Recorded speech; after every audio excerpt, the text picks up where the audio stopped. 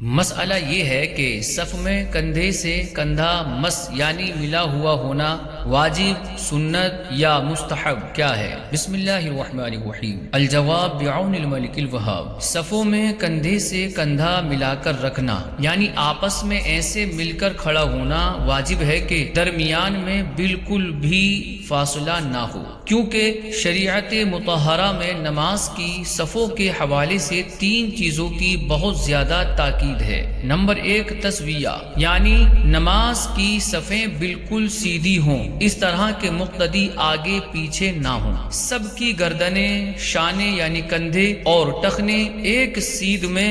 Number 2 اتمام، یعنی جب تک اگلی صف مکمل نہ ہو جائے اس وقت تک دوسری صف شروع نہ کی جائے۔ نمبر 3 تراس، یعنی نمازی ایک دوسرے کے ساتھ خوب مل کر کھڑے ہوں، اس طرح کہ ایک کا کاندھا دوسرے کے کاندھے کے ساتھ ملا ہوا ہو، ان میں بالکل بھی فاصلہ نہ ہو۔ یہ تینوں چیزیں واجب ہیں، بلا عذر شرعی ان میں سے کسی ایک کو بھی چھوڑنا ناجائز اور گناہ ہے۔ البتہ صفوں کے واجبات میں سے کوئی واجب چھوٹ جائے تو اس کی وجہ سے نماز کا اعادہ واجب نہیں ہوگا۔ نماز میں صفوں کے مذکورہ واجبات کے چند دلائل ملاحظہ کیجیے۔ حضور اکرم صلی اللہ علیہ وآلہ وسلم نے تسویہ صفوف کے متعلق ارشاد فرمایا کہ اپنی صفیں سیدھی کرو۔ حضور صلی اللہ علیہ وآلہ وسلم نے اتمام صفوف کے متعلق ارشاد فرمایا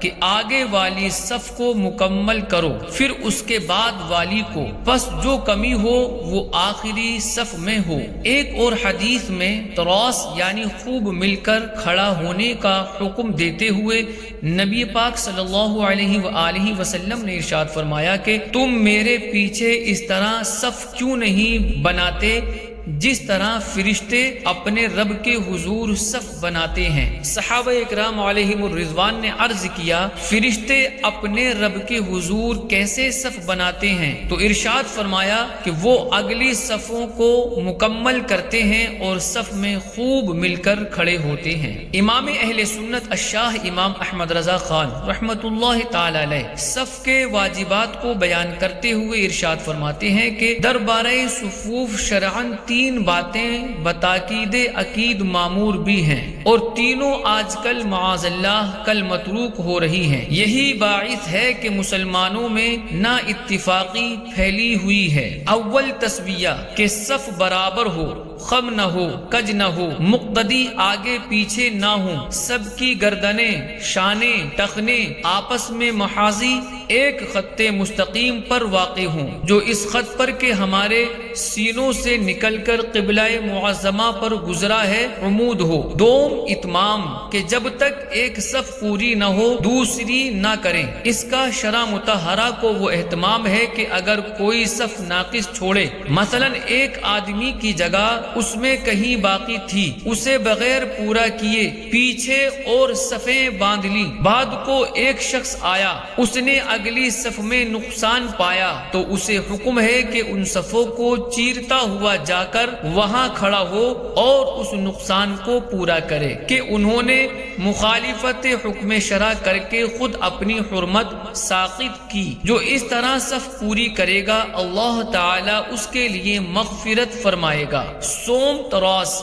یعنی خوب مل کر کھڑا ہونا کہ شانہ سے شانہ چھلے۔ اللہ عز و جل فرماتا ہے صفا کأنہم بنیان مرصوص، یعنی گویا وہ عمارت ہے رانگا پگھلائی ہوئی، رانگ پگھلا کر ڈال دیں تو سب درازیں بھر جاتی ہیں، کہیں رخنا فرجا نہیں رہتا۔ ایسی صف باندھنے والوں کو مولا سبحانہ و تعالی دوست رکھتا ہے۔ یہ بھی اسی اتمام صفوف کے متممات سے اور تینوں امر شرعاً واجب ہیں، کما حققناہ فی فتاونا وکثیر من الناس عنہ غافلون، یعنی جیسا کہ ہم نے اپنے فتاوا میں اس کی تحقیق کر دی ہے اور بہت سے لوگ اس سے غافل ہیں۔ صفوں کے واجبات میں سے کوئی واجب چھوٹ جائے تو اس کی وجہ سے نماز کا اعادہ واجب نہیں ہوگا، چنانچہ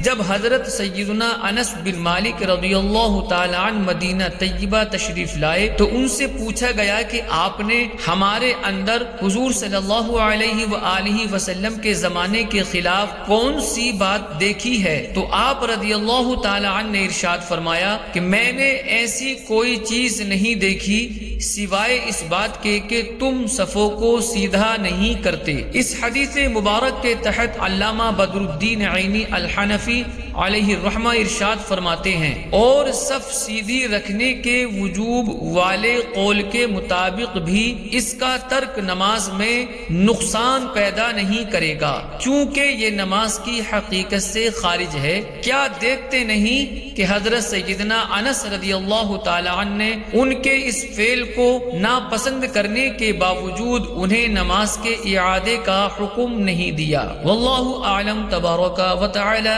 ورسولہ اعلم صلی اللہ علیہ وسلم۔